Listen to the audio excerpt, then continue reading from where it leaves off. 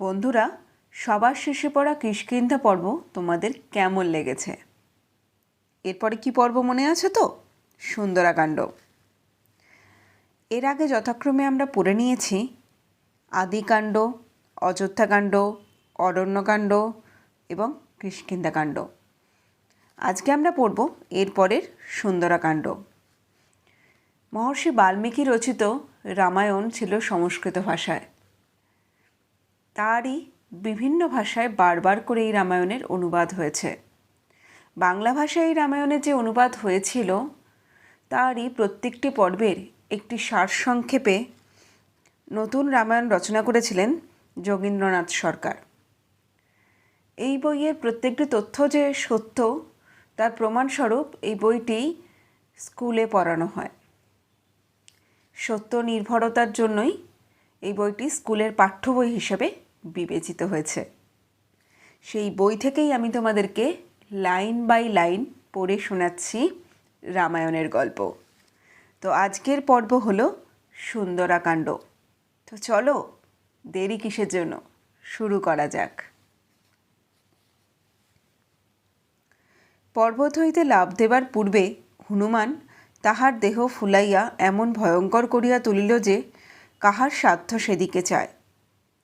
দেবতারা পর্যন্ত অবাক হইলেন। তখন তামাশা দেখিবার জন্য তাহারা সুরসা নামে এক নাগিনীকে পাঠাইয়া দিলেন। সে সমুদ্রের ওপর আকাশ পাতাল জোড়া প্রকাণ্ড হাঁ করিয়া সকল পথ বন্ধ করিল। কিন্তু হনুমানের কাছে তাহার কৌশল খাটিল না। ইহার পর সিংহিকা নামে এক রাক্ষসীও ঠিক সেইরূপ হাঁ করিয়া দাঁড়াইল, কিন্তু সেও হনুমানকে আটকাইতে পারিল না।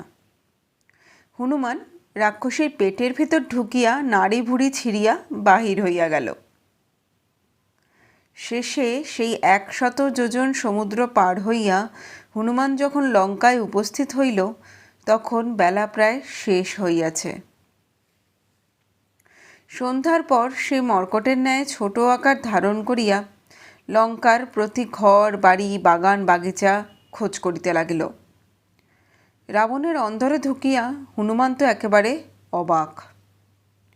সোনার ঘর, রূপোর সিঁড়ি, স্ফটিকের দরজা জানলা, আরও কত অদ্ভুত জিনিস সে যে দেখিল তাহার কি বলিব। কিন্তু সীতাকে কোথাও খুঁজিয়া পাইল না।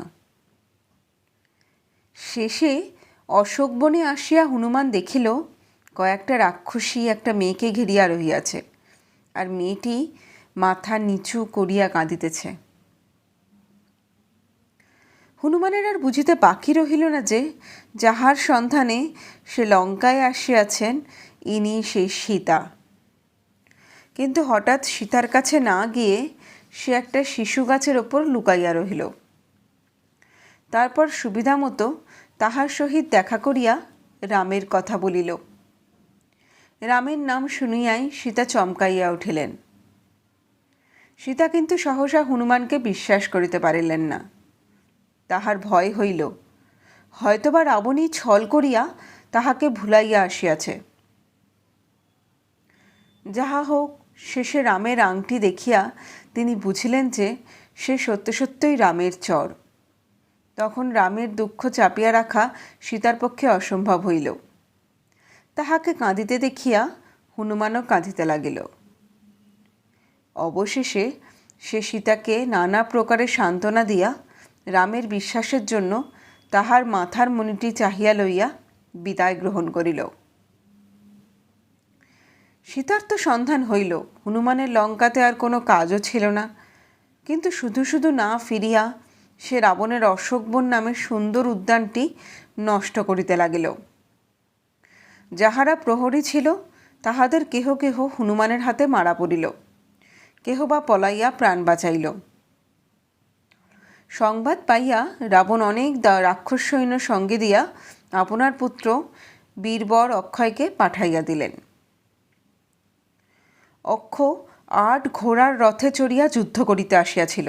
হনুমান এক এক চরে ক্রমে সেই 8টি ঘোড়াকেই জমালয় পাঠাইল, আর পা দুখানি ধরিয়া অক্ষয়কে এমন এক আঁচার দিল যে তাহার আর উঠিয়া যুদ্ধ করিবার শক্তি রহিল না। রাবণ তখন একটু ভাবনায় পড়িল। একটা বানর আসিয়া এত বড় বড় রাক্ষস মারিয়া পুরী ছাড়কার করিতে বসিয়াছে, ইহা তো উপেক্ষার কথা নয়। কাজেই আপনার প্রিয়তম পুত্র ইন্দ্রজিৎকে যুদ্ধে পাঠাইল। ইন্দ্রজিৎ যেমন তেমন যোদ্ধা নয়, তাহার ভয়ে দেবতারাও কাঁপেন। সেই মহাবীর আসিয়া হনুমানের সহিত যুদ্ধ আরম্ভ করিল এবং চক্ষের পলকে বানে বানে চারদিক অন্ধকার করিয়া ফেলিল। কিন্তু হনুমানের এমনই কৌশল যে সে একটা বাণও গায়ে লাগিতে দিল না। তখন ইন্দ্রজিৎ রাগে অধীর হইয়া ব্রহ্মাস্ত্র নিক্ষেপ করিল। এবার আর রক্ষা নাই। দেখিতে দেখিতে সেই অস্ত্র ছুটিয়া আসিয়া হনুমানকে একেবারে বাঁধিয়া ফেলিল। হনুমান বাধা পড়িল। রাক্ষসদের আনন্দ দেখে কে? পাছে আবার সে পলাইয়া যায়, সেই ভয়ে তাহারা মোটা মোটা কাছে আনিয়া হনুমানের সর্বাঙ্গে আরও বাঁধন দিতে লাগিল। কিন্তু ব্রহ্মাস্ত্রের নিয়ম এই যে অন্য কোনো বাঁধন দিলে সেই অস্ত্রের বাঁধন আপনিই খুলিয়া যায়। হনুমানের কপাল গুণে তাহাই হইল।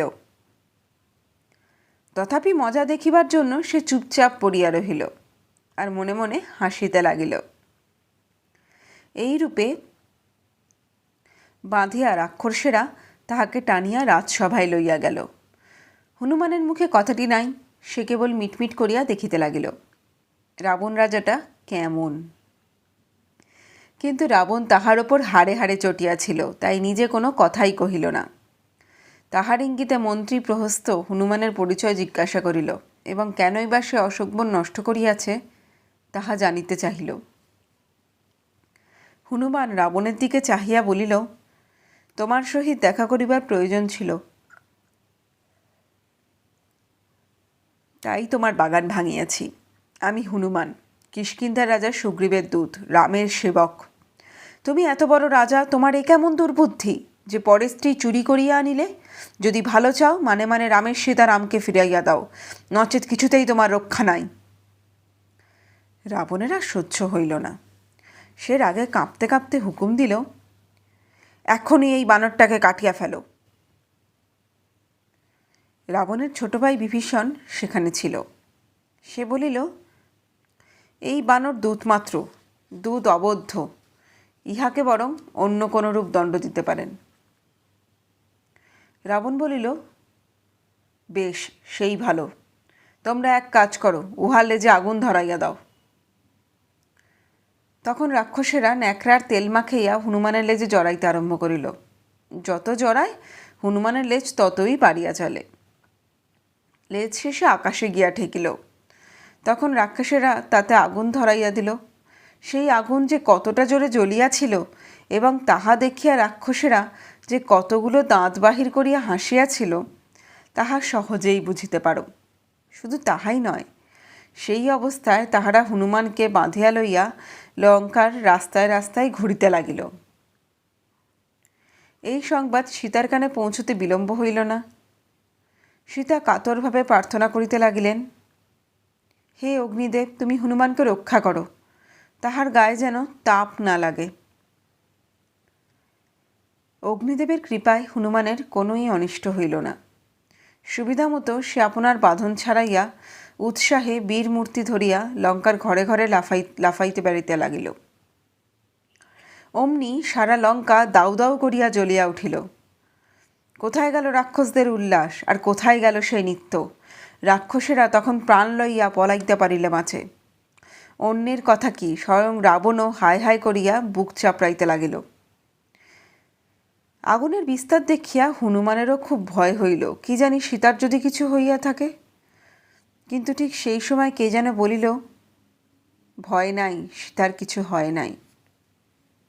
এই কথা শুনিয়া হনুমানের আনন্দের আর সীমা রহিল না।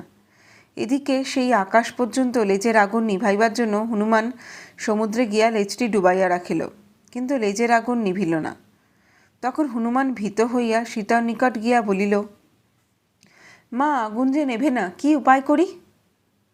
সীতা বলিলেন, বাছা, থুতু দিয়া আগুন নেভাও। তখন হনুমানের আর তস সইতেছে না। সে আগুন শুদ্ধ গোটা লেজটি মুখের ভেতর পুড়িয়া দিল।